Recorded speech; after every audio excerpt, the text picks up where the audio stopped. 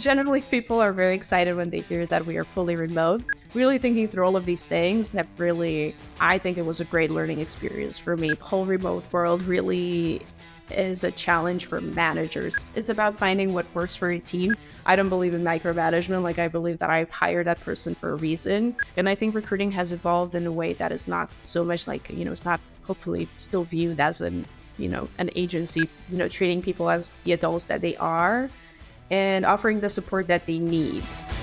Hi, Elena. How's it going? Hi, Chris. I'm good. How are you? I'm great. So you've got such an interesting story, and we've been speaking, and you've been in a different place every time. And we'll get on to how you're able to do that in the podcast. But I guess let's just start by an overview of Labelbox and your role, and I guess how that's developed over your time there. Yeah. So, well, first off, Labelbox. We are doing something pretty cool. So we're building kind of the go-to place for AI. So, it's definitely not an easy thing to do. So really efficiently, our mission is to build the best products for humans to advance artificial intelligence. I started with Labelbox in 2020, and that was during the whole COVID mess. As a lead recruiter, and then I went on to be a senior manager, build a team, and now I'm a director of recruiting, and I oversee all of recruiting. It's recruiting has evolved as well at Labelbox specifically. So going from like hiring only to now being a bit more towards like this overall talent function. So my role has expanded into that as well. So it's been a really interesting ride. Awesome. And one of the things that's really interesting, and I might just hinted at before, is Labelbox is a fully remote organization. Had Labelbox always been that way, or was it just something that happened during COVID? Yeah, it's so when COVID hit, like 2020, before I started, the team was about 20, 30 people, and they were all in San Francisco. That's where our HQ still is, actually. We still have that little office. But when COVID hit, obviously everybody had to go remote. And from there, we've been very intentional about how we manage that. But we've decided to stay a remote company. Obviously, one of the main advantages of that is that you can have access to so many different talent pools, and you can really put together a solid team regardless of where they are. And we've kept our office in San Francisco, but that's more, kind of for people that are in the area that haven't moved, and for anyone who wants to travel to San Francisco to meet with other colleagues or work together for a while, like that's an option. But we are officially a remote company, which has been really great. Excellent. And so there's a lot of people doing hybrid, a lot of people trying to work out, remote. I guess for you and your experience at Labelbox, what have been the real pros of being remote and having a fully distributed team? And I guess after that, we can maybe talk about some of the drawbacks. And specifically, I guess, regarding TA and your role. Yeah, I think so. Right now, our team and hiring has evolved really nicely into the Americas and Europe mostly. We're still a pretty small team, about 140 something right now. So, time zones and managing that difference in time zones is still pretty challenging, but we do our best. But yeah, between Europe and the Americas, it's pretty doable. So that's been, again, like being intentional, like where we can actually hire has been I would say, a good guiding point, and not just go like everywhere, because then I think it's very hard to manage with such a small team if you have like teams in APAC, and like it's just becomes a lot more that we can handle at this point in time. So I think being aware of our limitations and what we can do and working with that, I think has been a pretty good kind of baseline that we established for our remote work. As I said, like hiring in these different talent markets has been really great, just opening up our, uh, the talent that we have access to.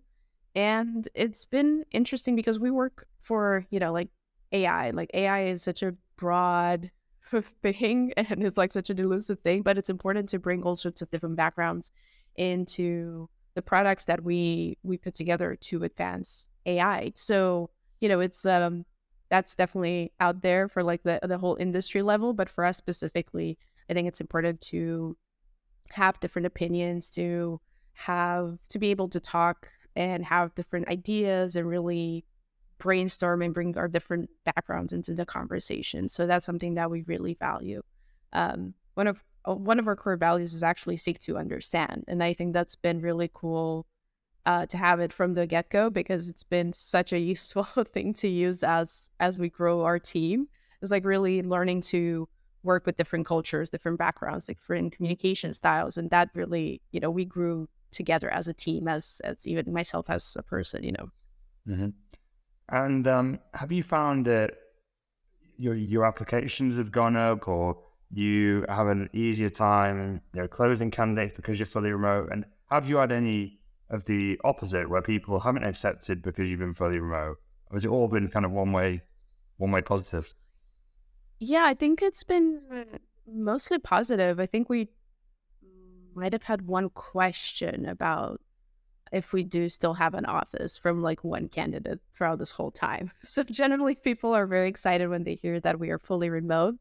Um, I will say though, we're not, we're very intentional about how we do remote work. And so our operations team is actually focused on, different events and planning meetings that we have in person. As soon as, things opened up, we started to have more meetings in person and just be able to actually meet the people that we work with. And I think that really contributed to us finding a good balance in this remote world with still having some sort of in-person face-to-face interaction. So it's not hybrid, like we're not requiring, people to be in the office in a physical space, but just still making sure that we do have these points where we meet. That has made it like for such a much better interaction and a much better kind of us working together. Yeah. And you've grown with the company, as you mentioned, from lead to senior manager and now director. And through that time, you've built your own team in talent acquisition.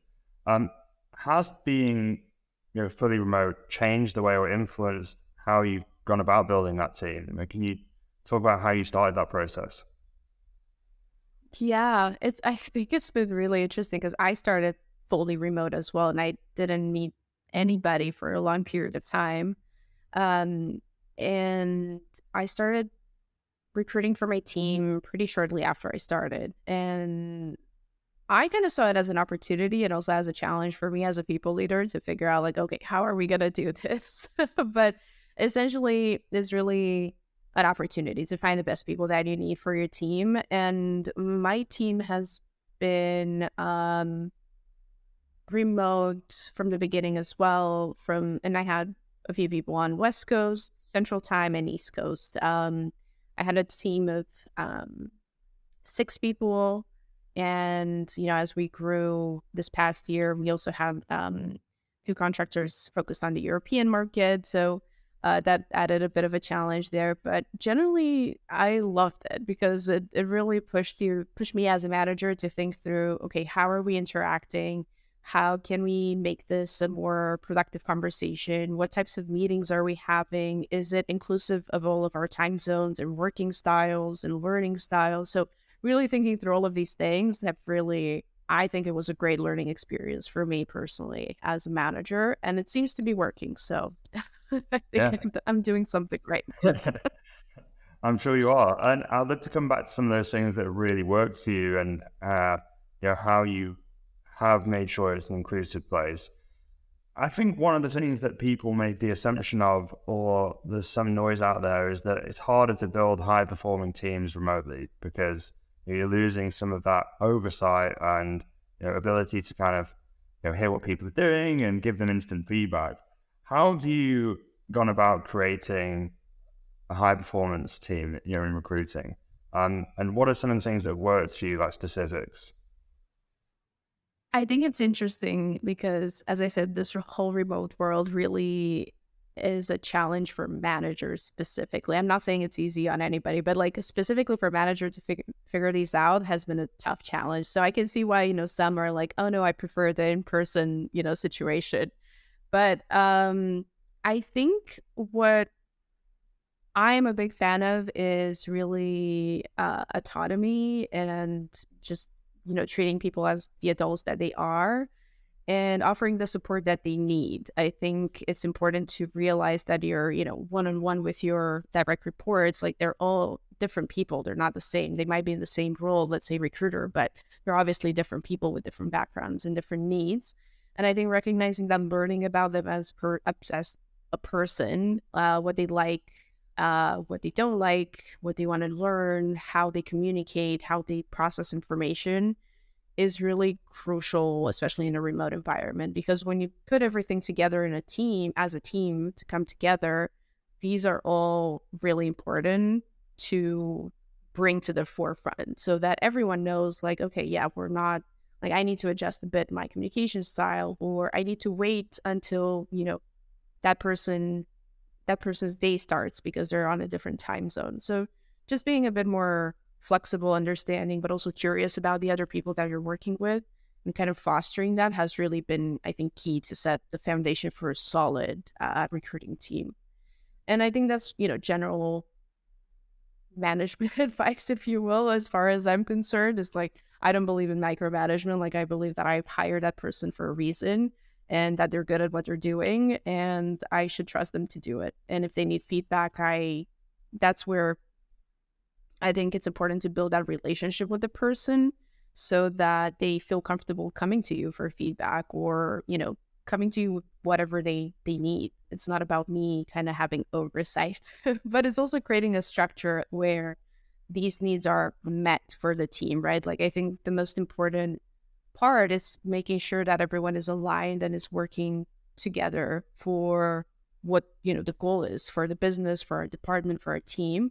And then, aligning their individual goals to that bigger picture. And I think it's important to understand that the department goals are really our goals as a team. Yes, we individually contribute with, different pieces.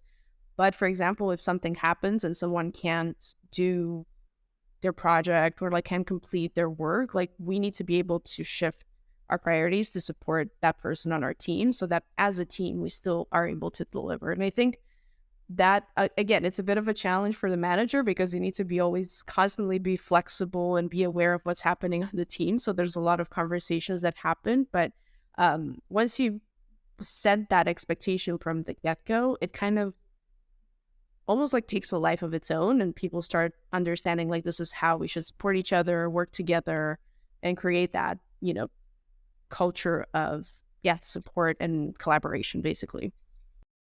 Talentful provides flexible recruiting solutions to the world's most ambitious companies. Are you thinking about ways to add flexibility to your talent function? With recent market volatility and hiring set to return to growth mode in the near future, there's never been a better time to choose the right partner to help you scale. Talentful's embedded sourcing, recruiting, coordination, and talent advisory services have been trusted by the world's leading brands. Companies such as Atlassian, Microsoft, Expedia, Pinterest, Waymo, and more. Whether you're hiring across engineering, go-to-market, or G&A, Talentful has got you covered. To find out how Talentful can help you, visit talentful.com. Excellent. And I think you're absolutely right in setting those expectations up front and having a clear goal that everyone can work towards as an individual and feel like they're contributing to the overall bigger picture. What's your preferred method of, I guess, establishing those goals and then tracking them as a team, whether that's, hard, tangible goals like as recruiters, and hires, and other kind of hard metrics. But then I guess the softer feedback that you wouldn't necessarily have immediate access to as a remote manager in terms of, how they're building relationships with their hiring managers or the service they're giving to their hiring managers and the value they're bringing there. Has anything worked for you? What are you doing to track those, whether it's technology or tools or just one-to-one cadences? Yeah, I think there's a few things we do. One thing is how we organize our work. I think obviously the hiring piece is the most important, obvious one for recruiting. But there's a lot of kind of, we call it project work. So all of this work that we can do to help hiring in the long run. So for example, developing an interviewer training program, or making sure all interviewers know what our structured interview process is, or how to evaluate candidates, all of these things that selfishly will make hiring a lot easier. Like all of that work also falls on recruiting. And I think it's important for recruiters to have this balance of like, yes, we're working on hiring and candidates are definitely the most important thing, but just, taking a break from that grind of sourcing and candidate management sometimes, and just work on some projects with your teammates. I think that offers a good balance of just the recruiting work. And I think recruiting has evolved in a way that is not so much like, it's not hopefully still viewed as an agency, but in-house basically. And it's more of a strategic function, and we are doing a lot more than I think recruiting functions would do, like, I don't know, 20 years ago.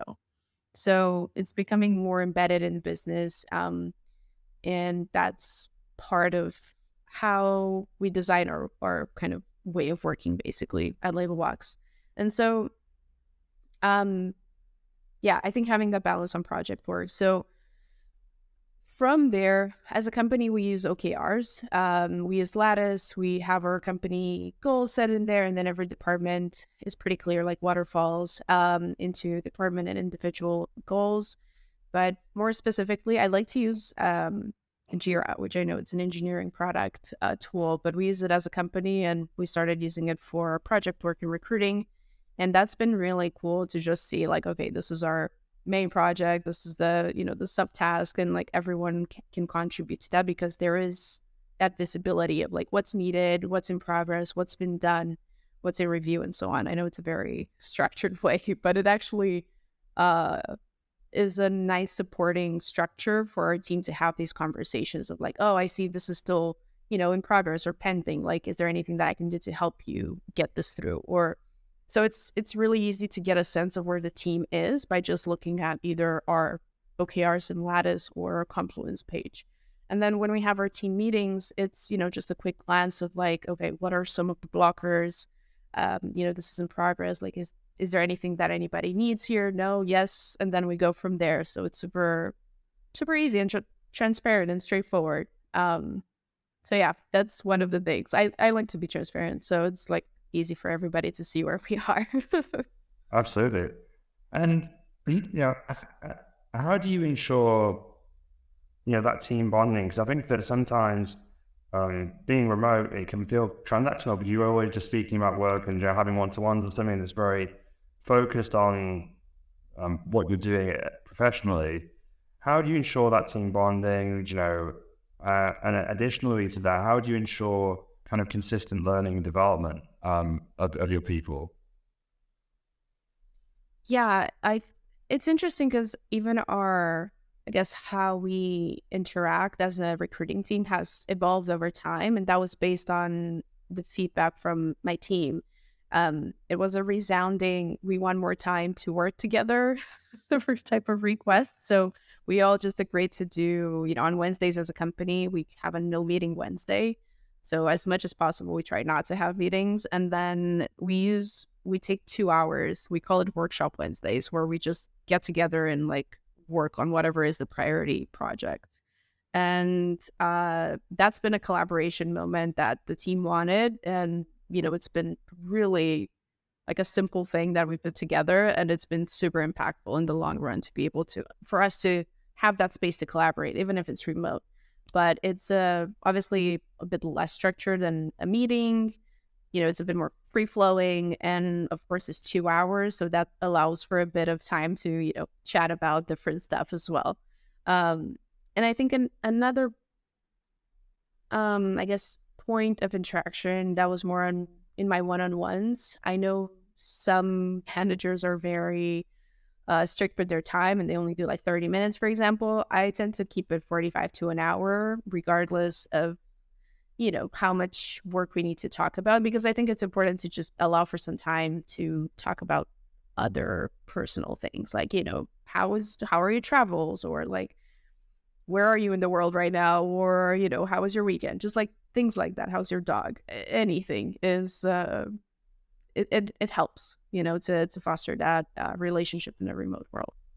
Awesome. And I guess that you talked about it, in terms of the collaboration, how you run projects. Are there any other tools or platforms that you found useful when remote working? Anything that stood out to you? This is an interesting question, because I think it's there are so many tools out there for, each for a specific thing, that I think it's very easy to get lost in tools. Like, even for us at Labelbox, we tried all of these, like Asana, and then Monday, and then Jira. So like, we've gone through so many just for project management, and I think my team at some point was like, we just need to downsize and streamline. So we just all agreed, like, okay, Jira is the one point for our project work, and that's it. So yeah, I don't know. I think it's about finding what works for your team. But for my team, they're all pretty straight to the point, and I think just having Jira, like, for collaboration, that's it. And then the rest, obviously, we use Slack and whatever for communication, but and a lot of video calls. So pretty basic on our tech stack, let's say, for team management. But I think it's working for us, and we don't really feel the need to overcomplicate that. Yeah, and then on the sourcing side and recruiting side, it's just LinkedIn Recruiter. Do you use any other platforms? Yeah, on the actual hiring front, we use Gem, LinkedIn Recruiter. That's kind of it, really. And then obviously all the different sourcing strategies on going for like Stack Overflow and like different communities. But the main tools would, just be Gem and LinkedIn Recruiter. And one of the things that I think that I've heard a lot of about remote working, which would be interesting to get your take on, is that it slows people's progression. People aren't going to be able to progress as quickly because they, maybe aren't with their managers, aren't able to build fast enough, aren't learning as quickly because they're not around people and hearing, that recruiter on the phone in the office closing a candidate or whatever else. But it's clear that, that's not been the case at Labelbox. You progress really quickly, and I'm sure other people in the organization have. Do you think there's something that's specific about Labelbox that's made that happen, or do you think there's a certain approach that you need to have when you're remote to allow for that, progression in terms of maybe managing it better or being more open with your successes? Yeah. What's your opinion on that? Yeah, that's an interesting one. I think, well, first off, Labelbox has always had this just focus on promoting from within, even when we were a super small company. And we've kept that as we've grown. So we always look at, before we even open a management position, lead position, we look at the existing team and see, is anyone, ready to make that step or interested in making that step? And if yes, then we do it. So it's very, I think I haven't really seen that too much in my experience. So I'm really appreciative of that at Labelbox. And I think on the other hand, I guess in my experience and kind of moving from lead to director, it's really been the relationship with my direct managers, but also with just people across the company. Recruiting is such a cross-functional role and function in itself. Like, we work with so many different hiring managers and department leaders and so on. I think it's important to, learn how to up-level how you work in an organization. And I think being remote, it's obviously a bit more challenging, I think, because you don't have that face-to-face time, or like, you can just grab coffee, but you can't put like a 15 minutes, Zoom call and have a coffee over Zoom. So, and talk about like, okay, what are your needs? How can I support you? But also like, here's what I want to do. Like, here's, this is my goal. Like, in the next year or so, I do want to move on and move up and be a director one day. And I think being vocal and working with the people that can support you in that journey, like getting feedback and also understanding what exactly makes a leader in your company. I think that's because it's so different from company to company, right? Like how is defined and perceived to be a leader in that company. And I think getting a good sense of that and then working together with everyone that you can for that skill set, that, shape of leadership, I think that's been helpful. So yeah, it's interesting because also everybody at Labelbox is super supportive. Like whenever anyone asks for anything, like, there's always support from like other people. So it's been a really, I guess, nice journey to kind of go from, lead to director. But these are titles. So I think I'm mostly excited about just the scope of my role and how that evolved and, being able to build a team and then, start working on more, I guess, broader uh, scope projects, such as now I'm working on a competency framework. And, that leads into performance management and leveling. So it's like a whole thing and it's like super exciting. It's the first time I'm doing this. So I'm learning a lot as I'm doing it. And I think that's also important to be able to support the business where it needs to be supported, but also be very intentional about what you need to learn and what you need to develop to also achieve your own personal career goals. And, managing that, it's important to find the right people along the way. How do you go about, when you do something for the first time, maybe in a company, are you the most senior person in TA? I'm assuming so. Yeah. Yeah. Where do you look to for inspiration and, and your learning? Right? Because that's one of the tricky things in a smaller company, right? You maybe don't have these bigger teams of very senior talent leaders. So, yeah, talk me through that. Yeah, I think startups actually have a very good network of support outside of the company, like from our investors.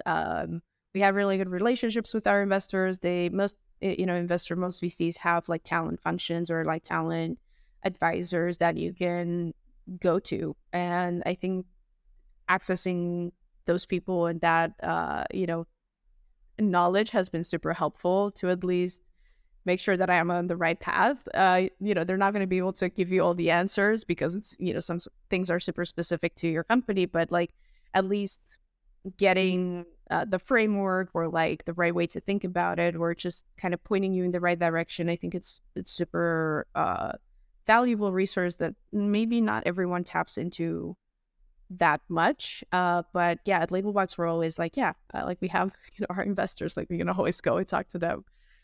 So that's been one valuable resource. And then actually also through our investors, there's a mentorship program that they put together for their portfolio companies. And I've been both a mentee and a mentor, and both experiences are super valuable. Like you learn from both situations, both roles. So I think, it's definitely internal, but also external. It's not, only Labelbox. You need to be able to see what other companies are doing and what like best practices are, and maybe learn from someone else's mistakes so that you don't make them. But yeah, it's really exploring like what resources you have available, and it might not be like immediately obvious, but you can ask, and you can find the people that you need to find. Yeah, great. And my final question, Elena, is what are you most excited about regarding the future of talent acquisition? You mentioned it's changed a lot, it's evolved a lot. What's exciting you in the future? Yeah, I mean, generally as an industry, I feel like recruiting has evolved a lot and changed a lot, just from that agency model to now being, you have certain companies who have like chief recruiting officers, and that's like, wow, who would have thought a few years ago? So it's clear that it's becoming, more and more strategic function. And I'm really excited for that because I think, we in recruiting now are defining like what that strategic function is looking like. So there's so much that goes into recruiting. It's part sales, it's part marketing, it's part people. Like it's kind of, it has all of these elements. And you can see I get very excited when I talk about recruiting like that, but it's very unique in my view. And I think no day is the same in recruiting. And I would go as far as to say that every recruiter would agree with that statement. But yeah, I'm excited to see more companies really see recruiting in this way and as a truly foundational strategic part of the business, and not just being bundled under HR, because HR has, different focus. So we're kind of becoming our own thing, which I'm excited for. I'm here for it. That is awesome. I'm here for it too. Well, it's been great to chat, and enjoy the rest of your travels around South America. And I'll speak to you very soon. Yeah, that will do. Thank you.